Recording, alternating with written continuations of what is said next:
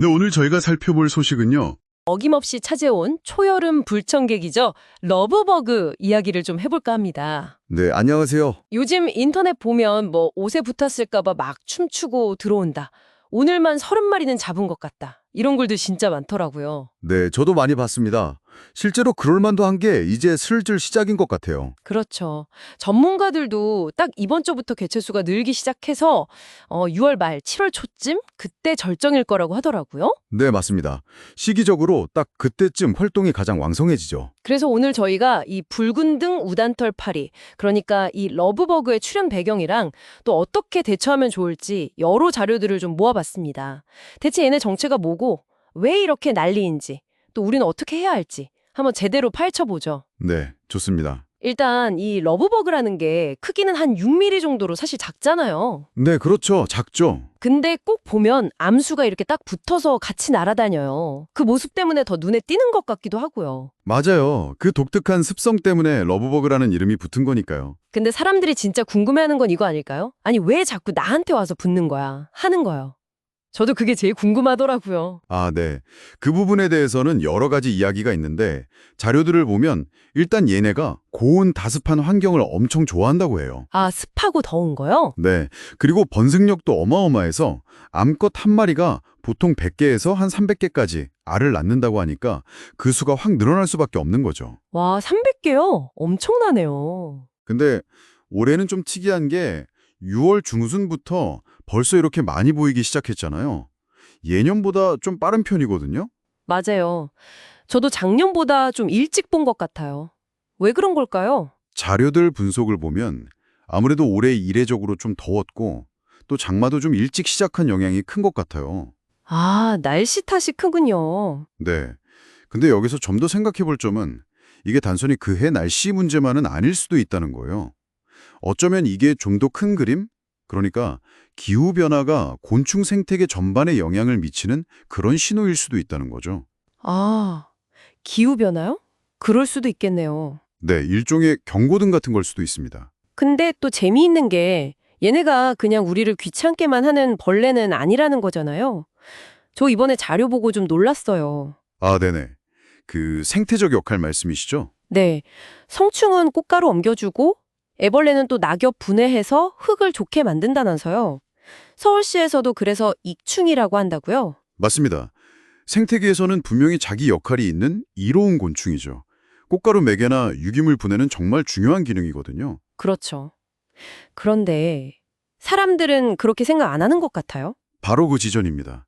그 이로움과 우리가 실제로 느끼는 불쾌감 사이의 간격이 생각보다 굉장히 커요. 아, 서울연구원에서 시민 1000명 대상으로 설문조사를 한 게 있는데요. 결과가 좀 흥미롭습니다. 러브버그가 공포나 불쾌감을 주는 벌레 3위래요. 무려 42.6%가 그렇게 응답했고요. 3위요? 꽤 높네요. 모기나 바퀴벌레 다음인가요? 뭐 순위는 조사마다 다를 수 있지만 상당히 높은 순위인 건 맞죠.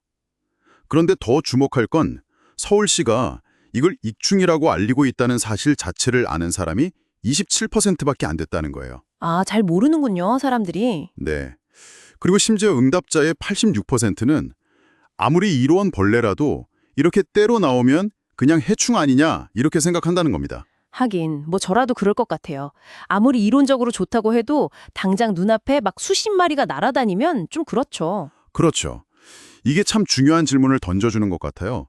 도시 환경에서 생태적으로 필요하다는 걸 머리로는 알아도 이렇게 대량으로 발생해서 우리 일상에 불편을 줄 때 우리는 이걸 어떻게 받아들이고 관리해야 하는가? 이 공존의 문제를 다시 생각해 보게 되는 거죠. 그러네요. 참 어려운 문제 같아요. 그럼 그래서 우리는 당장 어떻게 해야 할까요? 현실적인 대처법이 중요하잖아요. 네, 맞아요. 이제 실질적인 팁을 좀 드려야겠죠.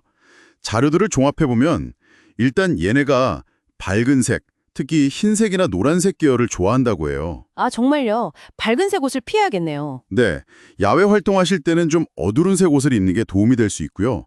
밤에는 창문 근처 조명을 좀 줄이거나 커튼을 치는 것도 방법입니다. 불빛에 또 물려드니까요. 아, 불빛도요? 그리고 가장 중요한 건 예방인데 방충망에 구멍 난 곳은 없는지, 창틀에 틈새는 없는지 미리 점검하고 보수하는 게 좋겠죠. 네, 미리 막는 게 중요하겠군요. 근데 만약에 이미 집안에 들어왔다. 그럼 어떡해요? 막 살충제 뿌려야 하나요? 살충제도 방법이긴 한데 사실 더 효과적이고 좀 더 친환경적인 방법이 있어요. 얘네가 날개가 되게 약하거든요. 물에 젖으면 잘 못 날아요. 아, 물에요. 네. 그래서 분무기 같은 걸로 물을 칙칙 뿌려주면 바닥으로 떨어지거나 움직임이 둔해져요. 그때 그냥 휴지로 잡거나 빗자루로 쓸어내는 게 훨씬 쉽고 안전할 수 있습니다. 오, 그거 좋은 팁인데요. 살충제 냉새도 안 나고. 네.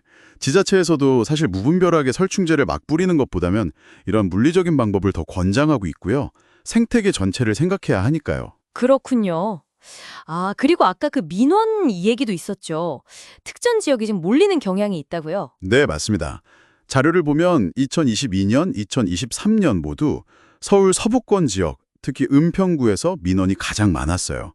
그다음에 서대문구, 마포구, 종로구 순이었고요. 왜 그쪽 지역에 유독 많이 나타나는 걸까요?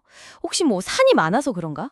명확한 원인이 자료에 딱 나와 있진 않아요. 하지만 추정해보자면 아마 그 지역의 어떤 녹지 환경이나 아니면 국지적인 미기후 같은 특정 환경 요인이 얘네들이 서식하거나 대량 발생하기에 좀 더 유리한 조건을 제공했을 가능성이 있죠. 아하, 그럴 수 있겠네요. 자, 그럼 오늘 이야기를 좀 정리해 볼까요?